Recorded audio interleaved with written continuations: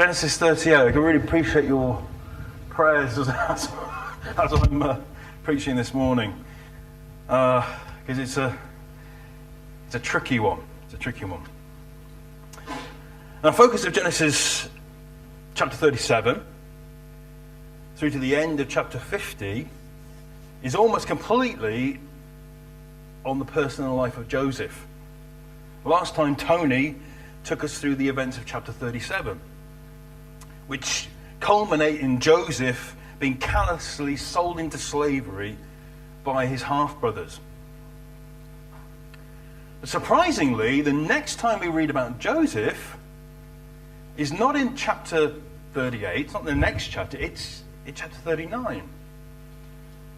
And chapter 38 comes in and abruptly interrupts the life story of Joseph with an unsavory and sordid account involving death, dishonesty, and illicit sex.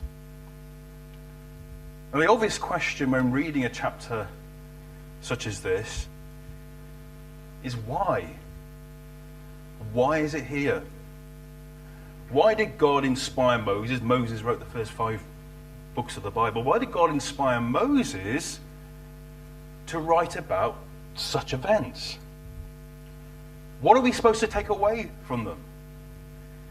Wouldn't it be best just to pass over this chapter and give it a miss? Let's just carry on with Joseph. But it's important to remember that chapters 37 to 50 of Genesis, they're not just about the life of Joseph. They detail the unfolding story of Jacob's family, the descendants of Abraham. We heard quite a lot about Abraham, didn't we, when we were going through Hebrews? Throughout all these chapters, we see God ensuring that his promises to Abraham are fulfilled.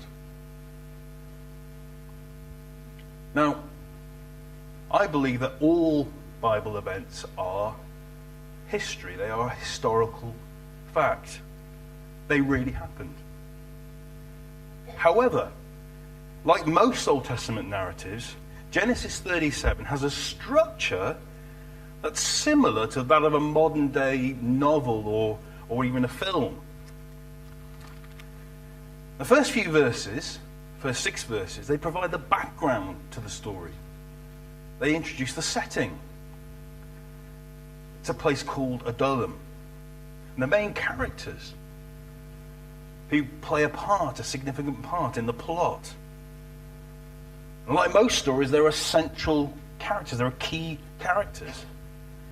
There's a protagonist or hero. And there's an antagonist or villain who perpetrates injustice and opposes the hero.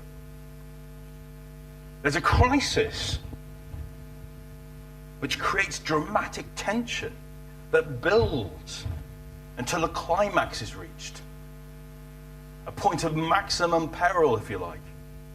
And finally, there's a resolution after the crisis is resolved. I think we need to go over this story in Genesis 38. So I'm going to tell it again with some explanation.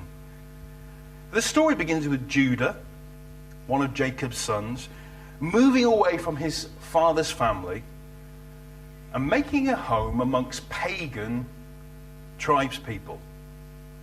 And whilst in Adullam, a better translation, the NIV falls down with chapters like Genesis 38.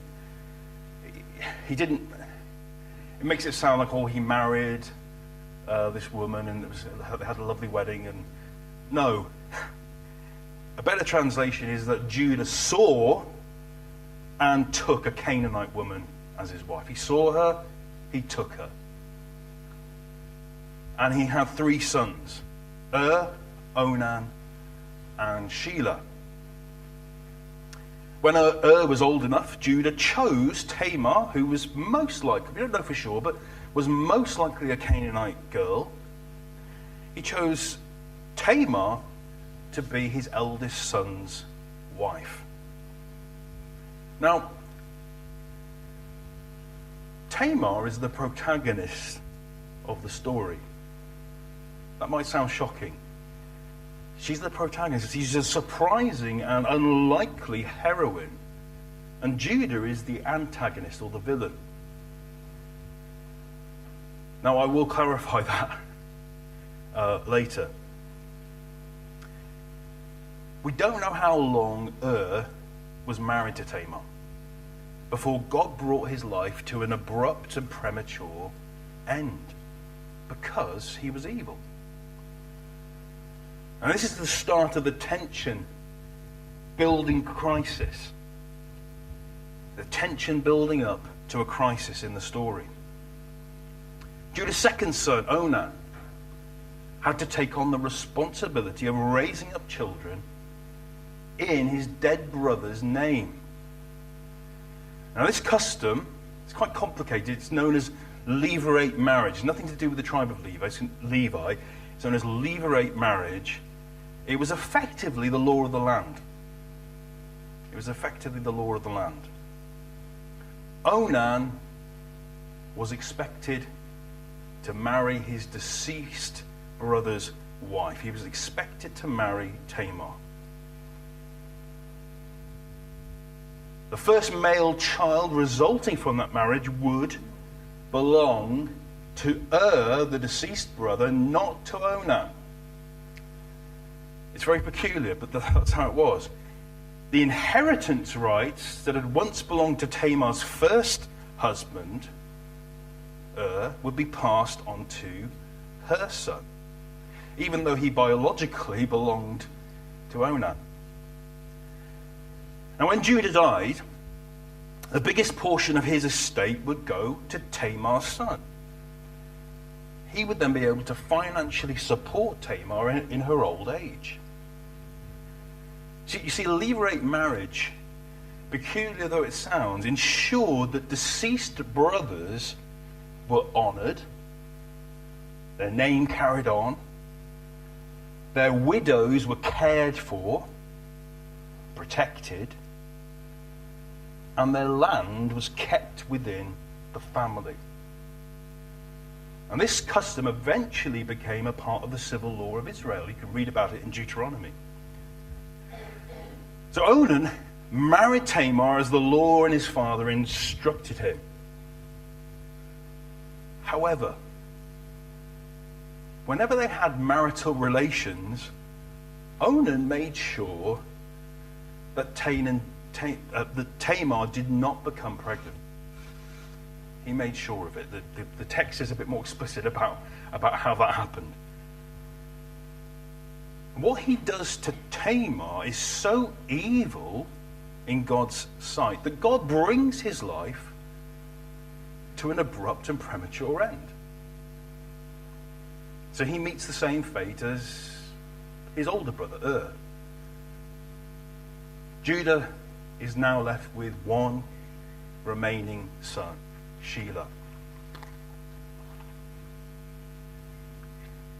Judah tells Tamar to return to her father's house and wait for his last remaining son to grow up, to become a man, and then when he's old enough, he'll marry Tamar, as the law commanded. He sends her away with the implied promise that Shelah will eventually marry her when he's old enough.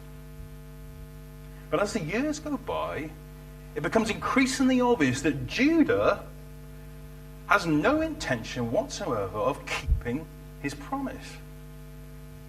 And this is where the tension in the story really begins to ramp up. Eventually, Judah's Canaanite wife dies. She's not even named in the story. She dies.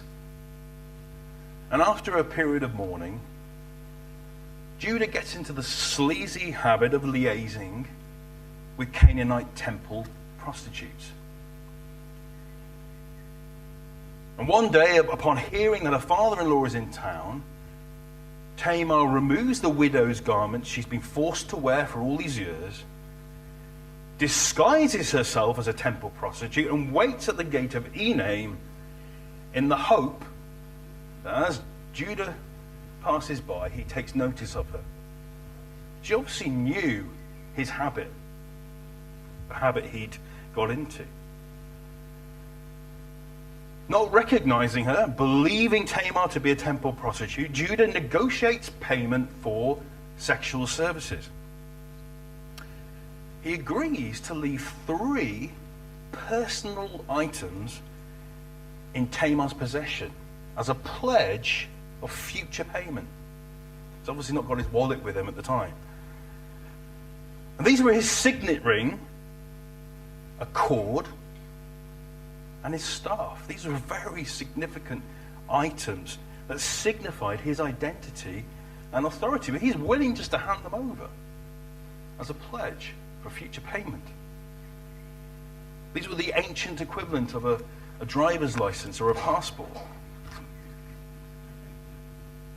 But the end result of this unsavory exchange is that Tamar is made pregnant by Judah, her father-in-law. It's quite shocking stuff, isn't it? It's quite shocking stuff. Tamar returns home. She removes the prostitute disguise, puts on her widow's clothes again. And later on, when Judah sends a friend to make payment, Judah's friend is unable to find this temple prostitute. Her whereabouts are a mystery. Concerned primarily about his reputation, wanting to avoid embarrassment, he basically said, we'll be a laughingstock. Judah cuts his losses and decides to give up on reclaiming his personal items. When Judah eventually learns that Tamar is pregnant, he orders her to be executed by burning. Tamar, presumably in the nick of time, manages to send her father-in-law his personal items, the pledge that she'd kept hold of, his signet ring, the cord, the staff. And recognizing these, Judah realizes that he was the one who made Tamar pregnant. And this is where we have the resolution to the story. Put to open shame, confronted with his own immorality and wrongdoing, Judah realizes why Tamar tricked him. And he confesses in verse 26, "She is more righteous than I, since I did not give her to my son Shelah." She's more righteous than I, since I did not give her to my son Shelah. He just left her and neglected her deliberately. And in the end, Tamar is blessed with not just one son, but twin sons, Zerah and Perez. And there's a peculiar account which would be of interest to you, Di. Thank you for reading, by the way. It was very well read. Because obviously it involves a midwife. There's a few of them in the Bible. There's a peculiar account at the very end of the chapter which describes their birth. Zerah is technically the oldest because his hand comes out first. Midwife ties a red cord around it to signify he's the oldest. But Perez somehow pushes his sibling aside. Our sibling rivalry starting very early. But somehow Perez pushes his sibling aside and comes out first. But technically, he's the youngest. He's still regarded as the younger son. And his name in Hebrew literally means breach or burst forth. Now in Genesis and other Old Testament narratives, we're rarely told explicitly what characters are thinking or what motivates them. So Moses, he doesn't make explicit black and white judgments about characters. It's their actions, the actions that he describes, that he chooses to include. It's their actions that provide the main insight into what they're like, the main insight into their characters. So what do Judah's actions tell us about him? What do Judah's actions tell us about him? Judah, you might remember, is the brother who suggested that Joseph be sold as a slave. So that's a good start. That was in the previous chapter. But let's focus on this chapter. Judah's actions don't put him in a very good light. He makes a break with his father, Jacob, and his brothers. He forges relationships with the pagan Canaanites. It's clear that Judah is not walking in fellowship with God like his father. He's very cynical. He doesn't care about God's covenant promise to his forefather Abraham. He would have known all about that. He would have known all about what God told his forefather Abraham. He's not interested. He doesn't care about God's plans for his family or the great blessing that will one day come from them. In fact, Judah's behavior is completely opposed to God's agenda.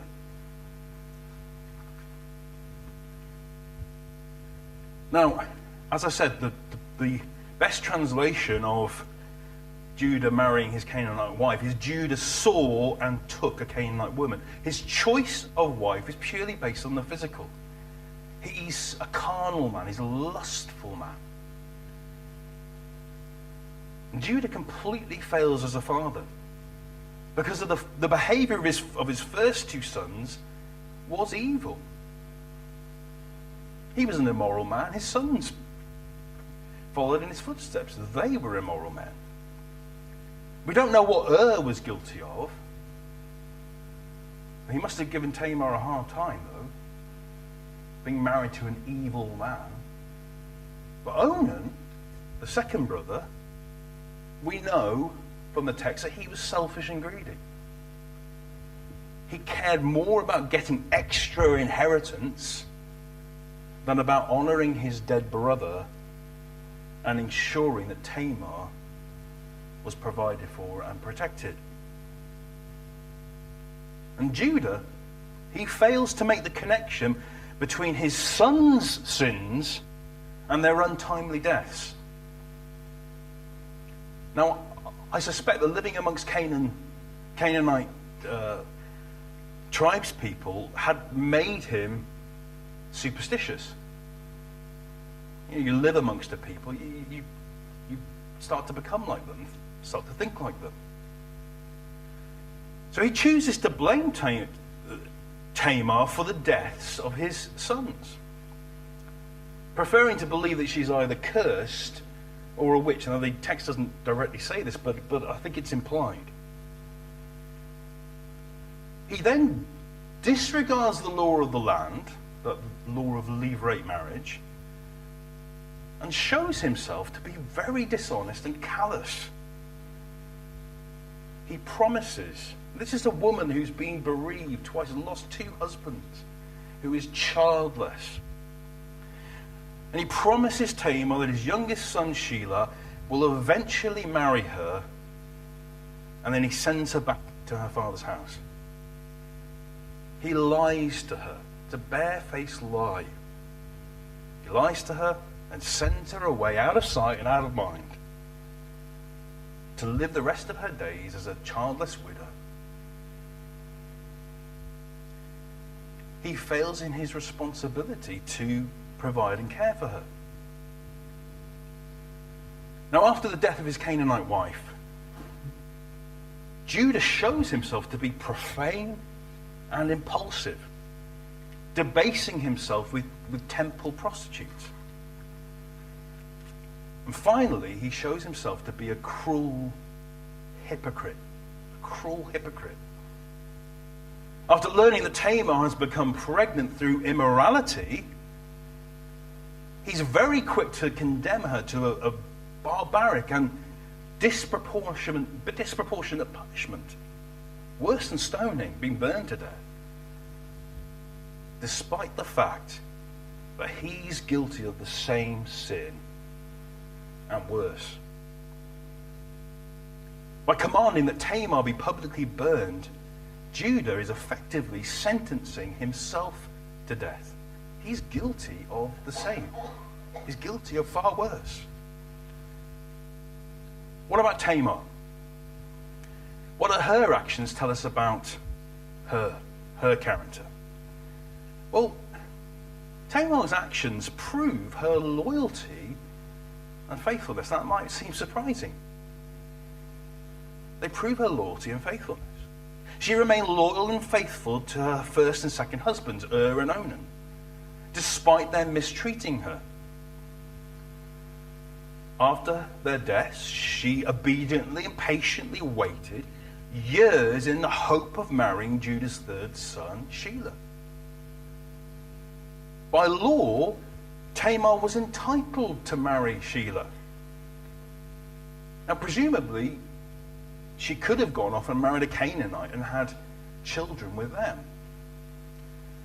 But she waits for Shelah. She believes that her children should come from Judah's bloodline. She aligns herself with Judah's family. In many ways, she's the forerunner of women like Rahab. Rahab the prostitute. She literally was a prostitute. Rahab and women like Ruth, who abandoned the pagan culture that they were born into and sided with the nation of Israel. Now, the fact that Tamar resorted to trickery and immorality to get what was rightfully hers is obviously problematic. And God's law is clear about that. As a widow, Tamar had no social status. She had no legal redress, having been abandoned as a result of Judah's callous duplicity. She became desperate enough to risk her own life by taking drastic action. And what she does is extreme. Now, whatever we might think, or whatever judgments we might make about the morality of Tamar's actions, Moses does portray her with some sympathy. In fact, towards the end of the story, Judah even declares her righteous. And the most accurate translation of Judah's words in verse 26, the Hebrew literally means, she is righteous, not I. She is righteous, not I. And the twin sons Tamar gives birth to at the very end of the story are a gift from God. They could be seen as recompense for the years of childlessness she suffered because of the wickedness of her two husbands and Judah's mistreatment of her. Now, I started off this morning asking why God inspired Moses to write this account. What are we meant to take away from these, let's face it, distasteful and quite very tawdry events? What is Genesis 38 really about? What's it really about?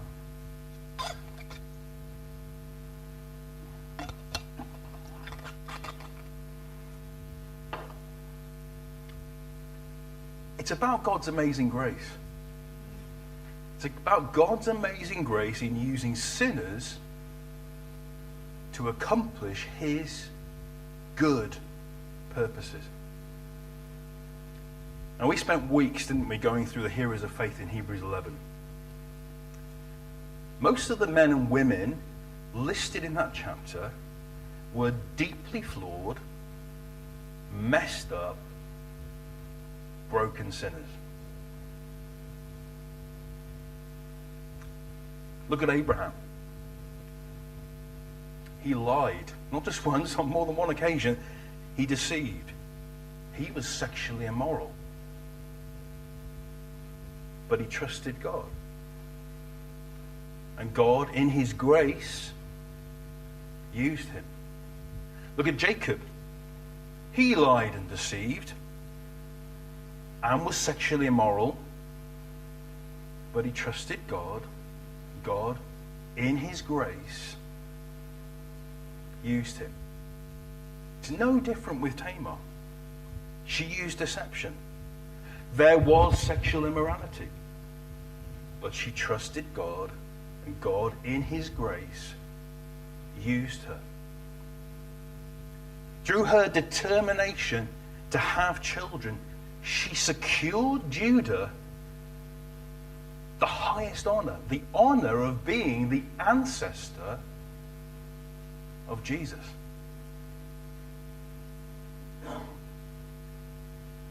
Tamar is one of 4 non-Israelite women who appear in Matthew's genealogy of Jesus. Matthew's Gospel, chapter 1. She's there alongside Rahab, Ruth, and Bathsheba. They're all there. Those women are all there because they trusted God, and God, in his grace, used them to accomplish his good purposes. And one of the ways that God uses Tamar is to transform Judah's character. And this brings us to one of the other great themes in Genesis 38. Character transformation. Character transformation. In Genesis 38, Judah's immoral character is transformed. Because Tamar challenges Judah. She forces him to look at his own sin, his deception, his total moral failure. 2 of his sons were prematurely had their lives ended by God because they were evil. Total moral failure. It's because of Tamar's actions that he finally takes responsibility for what he's done. He finally takes responsibility for his mistakes. His declaration about Tamar's righteousness, she is righteous, not I, it's also a confession of sin. He's confessing his own sinfulness. We'll see Judah again later on in Genesis. When we see him again, he's a changed man. He's completely transformed. He's broken and repentant. The man who once lied to his father Jacob and to Tamar is now honest. He's an honest man. The man who was callous towards his younger half-brother Joseph, callous towards his father, taking Joseph's coat soaked in animal blood and showing it to his father, stringing him along that his young son had been ripped to pieces by an animal. Callousness. That man who was callous to his father, callous towards Tamar, sending her off, out of sight, out of mind, for years to live as a childless widow. That man, when we later find him in Genesis, is kind. He's kind. The man who was selfish and completely self-serving is self-sacrificial. He's willing to give his life to save his youngest brother. He's willing to stand in his brother's place. And finally, Genesis 38 is about genetics. It's about lineage. It's about the royal line of descendants that go from Abraham all the way to Jesus. It's about God protecting that kingly line and ensuring that his promise of a Savior is fulfilled.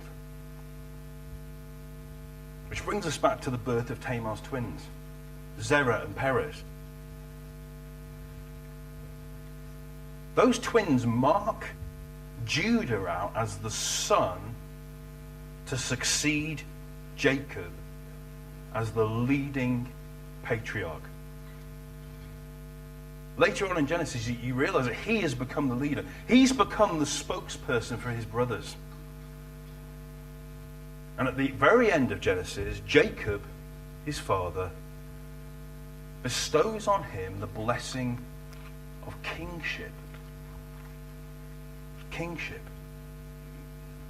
God promised Abraham, Isaac, and Jacob royal offspring. And it's Judah, not Joseph. Not Joseph. It's Judah, not Joseph, who is singled out to carry on this royal line. Isn't God's grace amazing? So which of Judah's twin sons follows Judah in this line of kings that leads to Jesus? Zerah or Perez? It's Perez, the younger of the two, the one that burst forth, the younger of the two, technically younger than the two. And Perez is one of many younger sons in the Bible who prevail over or are more favored than their older siblings. Abel is more favored than Cain. Isaac was the child of promise, not Ishmael. Jacob prevails over his older brother Esau. Ephraim is more favored than Manasseh. And David was the youngest of all of Jesse's many, many sons. God doesn't follow the natural order of things. He doesn't value natural strength, outward power, or social conventions. God sees past all of those things to the heart, to the inwardly profound. Throughout the history of Abraham's family, the natural firstborn is superseded, is supplanted by the spiritual firstborn. The son born according to the flesh is superseded by the son born by the power of the Spirit, the child of promise. In Genesis 38,